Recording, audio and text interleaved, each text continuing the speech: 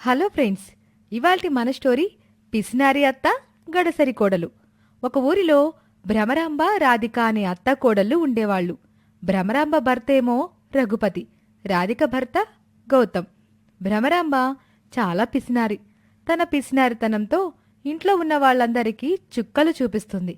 ఒక రోజున, అమ్మాయి రాధిక, ఏంటత్తయ్యా నువ్వీరోజు ఇంట్లో ఏ పని చేయబాక. ఏంటమ్మాయ్ అంతలాగా ఆలోచిస్తున్నావు?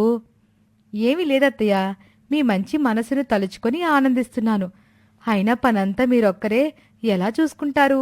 నేను మీకు సహాయం చేస్తానులేండి. నువ్వట్టా అనుకుంటున్నావా?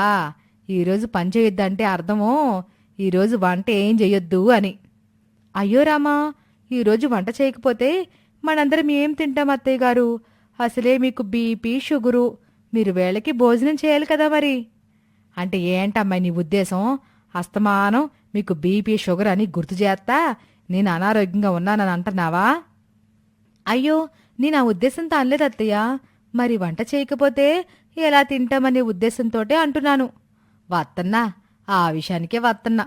ఈ వీధి చివరన ఎవరో టెంట్ వేశారమ్మాయి. బహుశా మధ్యాహ్నం అక్కడేవో భోజనాలు పెడతారనుకుంటా. అక్కడికెళ్ళి మనిద్దరం తినేసేసి మగాళ్ళకి క్యారేజ్ తెచ్చేద్దాం. అయ్యో అత్తయ్యగారు, వాళ్ళెవరో కూడా మనకు తెలియదు. పైగా మనల్ని పిలవలేదు కూడా. అలా తెలియకుండా వాళ్ళ ఇంటికెళ్ళి భోజనం చేయడం మంచి పద్ధతి కాదనుకుంటానండి. ఏమిటి రాధిక, నాకే నువ్వు పద్ధతుల గురించి నేర్పిస్తున్నావా? వాళ్ళు పిలవకపోతే ఏమిటి? ఒకే విధిలో ఉంటున్నాము. ఏదో పనుల హడావుల్లో మనల్ని పిలవడం మర్చిపోయి ఉంటారు. అందుకని భోజనానికి వెళ్ళడం మానేస్తామా? పిలిచినా పిలవకపోయినా మనమే వెళ్ళి శుభ్రంగా కడుపునడ తినేసి రావాలి.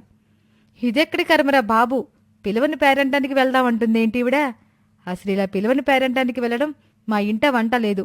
ఈవిడ పిసినార్తనం తగలయ్యా. ఈ పూట భోజనం ఖర్చు మిగులుతుందని, పరువు పోతుందని తెలిసినా భోజనానికి వెళ్దాం ఉంటుంది.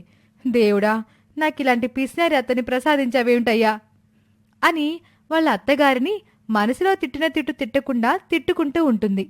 ఇంతలో అక్కడికి గౌతమ్ అలాగే రఘుపతి వస్తారు. ఏవండి మావయ్య, అత్తగారు ఈ వీధి చివరన ఏదో భోజనాలు పెడుతున్నారంట. ఆ భోజనానికి వెళ్దామని అంటున్నారు. అంటే ఆ భోజనానికి వెళ్లకుండా తనని వాళ్ళిద్దరూ కాపాడుతారేమోనని చిన్న ఆశతో వాళ్ళిద్దరితో అలా చెప్పింది రాధిక. రాధిక ఆంతర్యాన్ని అర్థం చేసుకున్న రఘుపతి ఇలా అంటాడు. భ్రమరాంబ, మనకి వాళ్ళెవ్వరో కూడా తెలియదు కదా. చక్కగా ఇంట్లోనే ఏదో ఒకటి వండుకొని తింటే ప్రశాంతంగా ఉంటుంది. ఏమంటావు? అబ్బా, మీకేం తెలీదు, మీరు ఊరుకోండి. మన ఇంట్లో అయితే ఒకటో రెండో కూరలు వండుకుంటాం. అదే భోజనానికి వెళ్తే బోలెడు కూరలుంటాయి. మనం ఎట్టాంటి ఖర్చు లేకుండా అన్ని కూరలు ఒకేసారి తినొచ్చు. పైగా రాత్రికి కూడా వంట చేయకుండా అక్కడి నుంచే కాస్త వాళ్ళని అడిగి అన్ని కూరలు తెచ్చుకోవచ్చు. రాధిక ఆ మాట వినగానే, ఏమిటి రాత్రికి కూడా వంట చేసుకోకుండా అక్కడి నుంచి తెచ్చుకోవాలా? ఈవిడ పిసినారుతనం. దేవుడా, వచ్చే జన్మలో దయచేసి ఇలాంటి అత్తకు మాత్రం నన్ను కోడలుగా చెయ్యొద్దు. ఇంతలో గౌతమ్ ఇలా అంటాడు. అమ్మా, చూస్తుంటే రాధికకి భోజనానికి వెళ్ళటం ఇష్టం లేనట్టుంది. తననొదిలే. అరే, చక్కగా 4 రకాల వంటలతో పుష్టిగా భోజనం చేయొచ్చంటే ఏంటో అక్కడ అష్ట కష్టాలు పెట్టినట్టు మాట్లాడతారేంట్రా? అయినా ఆ భోజనానికి మాతో పాటు నువ్వు కూడా రా. అమ్మ బాబోయ్, నన్ను వదిలేయండి. ఇందాకే మా ఆఫీస్లో మా బాస్ వడ్డిస్తుంటే చాలా తినొచ్చాను. కావాలంటే నీ కోడల్ని తీసుకెళ్ళు అని మెల్లిగా అక్కడి నుంచి జారిపోతూ ఉంటే గౌతమ్ వైపు కోపంగా చూస్తూ ఉంటుంది రాధిక. ఇక ఎంత మాట్లాడినా ప్రయోజనం ఉండదని చలపతి కూడా లోపలికి వెళ్ళిపోతాడు. సరే సరే, త్వరగా తయారవ్వు, లేకపోతే తొందరగా వెళ్ళకపోతే అక్కడ భోజనాలు అయిపోతాయి. ఈ భోజనాల విషయంలో ఒక సామెత ఉంది తెలుసా? ఏంటండి ఆ సామెత? తగుకి ఎప్పుడు వెనకాల ఉండాలి, భోజనానికి ఎప్పుడు ముందుండాలని. ఎక్కడ ఉచితంగా భోజనం దొరికినా అక్కడ దూరిపోవాలి. ఏంటమ్మాయి అంటున్నావు? మీరు చాలా బాగా సామెతలు చెప్తున్నారని అంటున్నానులే అత్తయ్య. సరే సరే, అక్కడ భోజనాలన్నీ సిద్ధం అవ్వకముందే మనం ఉండాలి.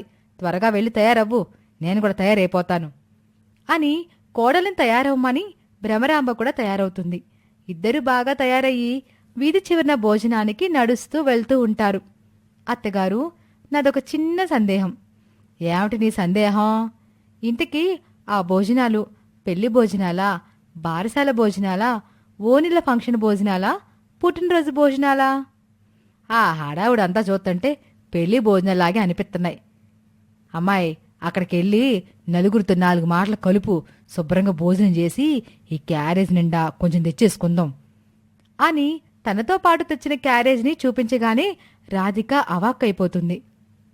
ఈవిడీరోజు నా పరువు తీయడానికే నిశ్చయించుకుంది. అసలే పిలవని పేరంటానికి వెళ్తున్నందుకు సిగ్గుగా ఉంది. ఈవిడేమో దానికి తోడు రాత్రి కూడా క్యారేజ్ తెచ్చుకుంది. ఆ దేవుడికి నా మీద కొంచెం కూడా కనికరం లేదు అని రాధిక మనసులో అనుకొని ఆ భోజనాలు జరుగుతున్న దగ్గరికి వెళ్తూ ఉంటారు ఇద్దరు. ఇదిగో రాధిక, ఎక్కువ నగలేసుకున్న వారందర్నీ పిన్ని బాబాయ్ అని, ఒక మోస్తా నగలేసుకున్న వాళ్ళని అత్తయ్య మావి అని పిలిచి వరసలు కలిపే ఏదో బీరకాయ పిలిచొట్టమని చెప్పి మాటలో పెట్టే తినేద్దాం, సరేనా? ఇక రాధిక చేసేదేమి లేక సరే అని అంటుంది. అంతలో భ్రమరాంబకి ఎవరో బాగా నగలేసుకున్న ఒక ఆవిడ కనిపిస్తుంది. ఆవిడ దగ్గరికి వెళ్లి భ్రమరాంబ ఇలా అంటుంది. ఓ సావిత్రొదినా, బాగున్నావా? మా అన్నయ్య గారు ఇందాకెలే కనిపించారు. నువ్విక్కడే ఉంటావు, పలకరించమని చెప్పారు. ఈ మధ్యన బాగా సన్నబడ్డావుదినా. ఏమీ సరిగ్గా తింటం లేదా? పిల్లలు ఎట్టాగున్నారు? ఇదిగో ఇది నా కోళ్ళు రాధిక. బాగున్నాను గాని మీరెవరో అనుకొని నన్ను పలకరిస్తున్నట్టున్నారండి. నా పేరు సావిత్రి కాదు, అలివేలు. అయినా మా ఆయన గారు పోయి చాన్నాళ్ళయింది కదా, మీకెట్ట కనిపించారు? ఆ మాట విని అత్త కోడలిద్దరూ కంగు తిన్నారు. ఇంకా అక్కడే ఉంటే ప్రమాదమని వస్తున్న రంగముదినా అని మెల్లగా తన కోడల్ని తీసుకుని అక్కడి నుంచి జారుకుంది. ఇంకా భోజనాల దగ్గరికి వెళ్లి వడ్డిస్తుంటే ఇద్దరు గబగబా తినేస్తూ ఉన్నారు. రాధికకు త్వరగా తినేసి అక్కడి నుంచి ఎంత తొందరగా వెళ్ళిపోదామా అనిపిస్తుంది. వడ్డిస్తున్న వారిలో ఒకరు భ్రమరాంబని చూసి, మిమ్మల్ని అన్నయ్య గారు బాగున్నారండి?